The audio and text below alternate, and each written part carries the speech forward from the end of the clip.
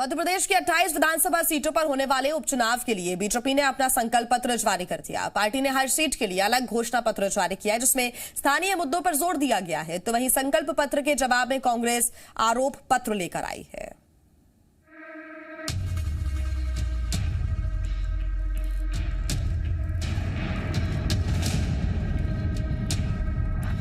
MP में 28 सीटों पर होने जा रही उपचुनाव की जंग जीतने के लिए कांग्रेस के बाद अब बीजेपी ने भी अपना संकल्प पत्र जारी कर दिया है। खास बात यह है कि हर सीट के लिए पार्टी अलग संकल्प पत्र लाई है। बड़े नेताओं ने अलग अलग सीटों पर संकल्प पत्र जारी किया। सीएम शिवराज ने कई सीटों पर संकल्प पत्र जारी किया, जिसमें बड़ा मलहरा, अनूपपुर और सांची सीटें शामिल हैं। प्रदेश अध्यक्ष वीडी शर्मा ने अशोकनगर में संकल्प पत्र जारी किया। करेरा, बोहरी और सांवेर में केंद्रीय मंत्री नरेंद्र सिंह तोमर संकल्प पत्र जारी करने पहुंचे। उधर उमा भारती ने मेहगांव में मौजूद रहकर संकल्प पत्र जारी किया। नेपानगर में कैलाश विजयवर्गीय और फग्गन सिंह कुलस्ते ने संकल्प पत्र जारी किया। संकल्प पत्र की खास बात यह है कि चूंकि ये हर सीट के लिए अलग तैयार किया गया है, इसीलिए इसमें स्थानीय मुद्दों पर जोर दिया गया है। जैसे ग्वालियर में जेसी मिल मजदूरों को उनका हक दिलाने का वादा किया गया है। हजीरा में विशाल मनोरंजन पार्क के निर्माण का भी वादा संकल्प पत्र में है।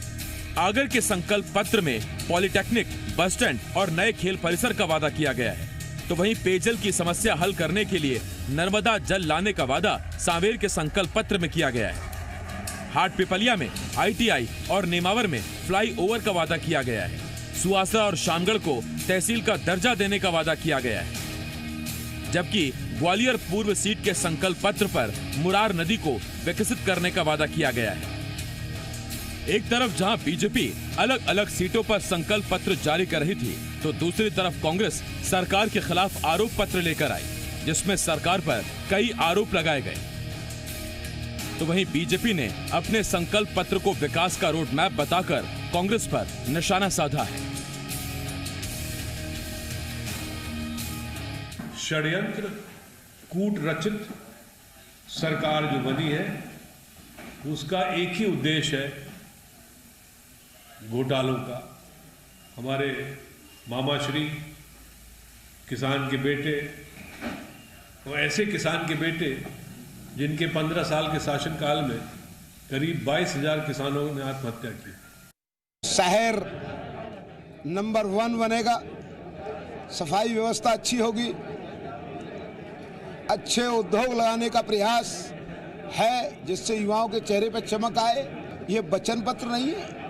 भगवान राम ने कहा रघुकुल रीति सदा चली आई, प्राण जाए पर वो कांग्रेस के कमलनाथ जी भूल गए थे, इसलिए हमने संकल्प पत्र जारी किया है। बीजेपी से पहले कांग्रेस भी हर सीट के लिए अपना संकल्प पत्र जारी कर चुकी है। अब जनता के सामने दोनों सियासी दलों का विजन और भविष्य का रोड मैप है।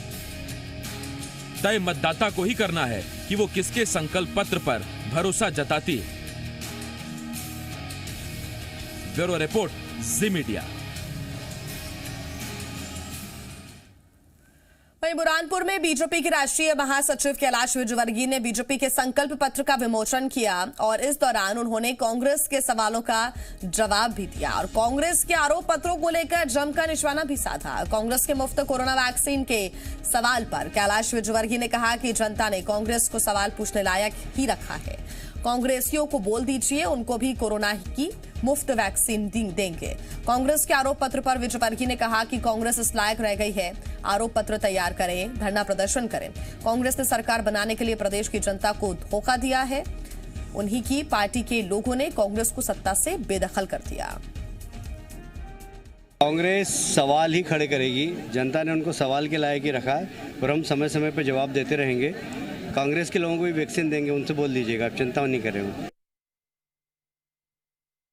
इसी लायक रह गई है कांग्रेस कि वो आरोप पत्र तैयार करे, वो धरना दे, वो आंदोलन करे, क्योंकि जनता में जिस प्रकार उन्होंने सरकार बनाने के लिए जनता को धोखा दिया था, उन्हीं की पार्टी के लोगों ने उनको सत्ता से दरकिनार कर दिया। तो बीजेपी के संकल्प पत्र को लेकर कांग्रेस ने निशाना साधा और कांग्रेस विधायक कुणाल चौधरी ने कांग्रेस के वचन पत्र को गीता के समान बताते हुए बीजेपी के संकल्प पत्र को झूठ का पुलिंदा बताया। कहा कि सिर्फ जनता को मूर्ख बनाने के लिए संकल्प पत्र जारी किया गया। उन्होंने कहा कि बीजेपी की पिछली 22,000 घोषणाएं पेंडिंग है। इनका संकल्प पत्र हमेशा की तरह झूठ का पुलिंदा साबित होगा, चाहे काले धन की बात हो, चाहे 15 लाख की बात हो, चाहे अच्छे दिन की बात हो। और इसी तरीके से पहले भी किसान कर्जा माफी और कई इन्होंने सगुफे छोड़े। इनका संकल्प पत्र सिर्फ जनता को मूर्ख बनाने की कोशिश करता, पर जनता समझदार है, जनता इन्हें जान चुकी है। पहले की 22,000 घोषणा इनकी खाली पड़ी है, जनता के हाथ में कुछ नहीं आता, सिर्फ झूठ बोलता। और इसी पर ज्यादा जानकारी के साथ मीडिया संवाददाता संदीप भमरकर हमारे साथ जुड़ गए हैं। संदीप, समय अब कम बचा है और यही वजह है कि अब तमाम जो मुद्दे थे उसको आप पीछे छोड़ते हुए आप सीधे एक मुद्दा नजर आता है और वो है संकल्प पत्र बनाम आरोप पत्र, और उसी पर अब आरोप प्रत्यारोप भी हो रहे हैं। देखिए, यदि आरोप पत्र नहीं आता तो चर्चा केवल संकल्प पत्र की होती, और इसीलिए चर्चाओं में आने के लिए संकल्प पत्र के जवाब में कांग्रेस ने आरोप पत्र लेकर आया है। आरोप पत्र में के सामने आने के बाद में ये साफ हुआ कि अगर शिवराज सरकार के दौरान किए गए कामों का उल्लेख किया जाएगा, आगे की भविष्य की योजनाओं के बारे में बात की जाएगी, तो उनके शासनकाल में जो गड़बड़ियाँ हुई है उसको भी कांग्रेस आगे करेगी। और इसी को लेकर कांग्रेस ने ये आरोप पत्र लाया है।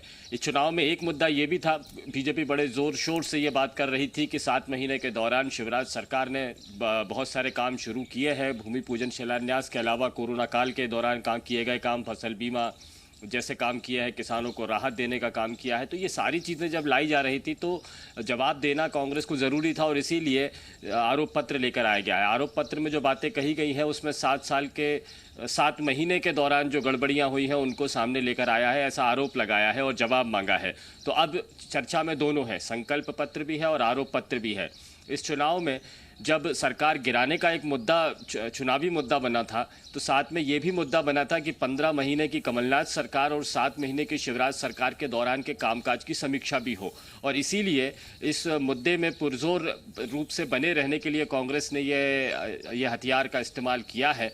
और अब जिस तरह से आरोप लगाए गए हैं, आमतौर पर इससे पहले जो हमने विधानसभा चुनाव से पहले कांग्रेस की परंपरा देखी थी, इतनी आक्रामक नहीं होती थी कि हर सवाल का जवाब दिया जाए, हर मुद्दे पर पलटवार किया जाए। लेकिन अब ये उसी आक्रामक मुद्रा में चुनाव लड़ा जा रहा है कि बराबरी जाहिर की जा सके। विपक्ष में ज़रूर है कांग्रेस, लेकिन पूरी ताकत के साथ में चुनाव लड़ रही है, और इसलिए हर सवाल का जवाब भी दिया जाएगा। जो मुद्दा बीजेपी उठा रहे हैं उसका पलटवार भी किया जाएगा। ये एक बराबर में आने की एक कवायद है, अपने आप को ज़मीन पर जंग के मैदान में साबित करने की कवायद है, और उसी में कांग्रेस ये इस काम में जुटी हुई नज़र आती है, रणनीति बना रही है। हालांकि आखिरी दौर है, हर तरह की चर्चाएं हैं, और अब ज़मीन पर आने की तैयारी है। दोनों ही दलों के नेता ज़मीन पर उतर कर प्रचार कर रहे हैं, अपनी अपनी बातें कर रहे हैं। ऐसे में संकल्प पत्र लेकर अगर कुछ भविष्य की योजनाएं बीजेपी बताती है, तो कांग्रेस ने यहाँ पर ये बताया है कि चूंकि गड़बड़ियाँ हुई हैं, भ्रष्टाचार हुए हैं, और इसीलिए आने वाले वक्त में भी अगर बीजेपी की सरकार रहती तो ये सिलसिला आगे बढ़ेगा, ये बताने की कोशिश की है। बिल्कुल संदीप, बहुत धन्यवाद आपका तमाम जानकारी के लिए। तो कांग्रेस भी कहीं पर भी पीछे नहीं रहना चाहती है, एक कदम आगे बढ़कर ही आरोप पत्र भी अब लेकर आई है, जो कि संकल्प पत्र के लिए लगातार अब आरोप प्रत्यारोप का जो दौर है वो भी जारी है। अनूपपुर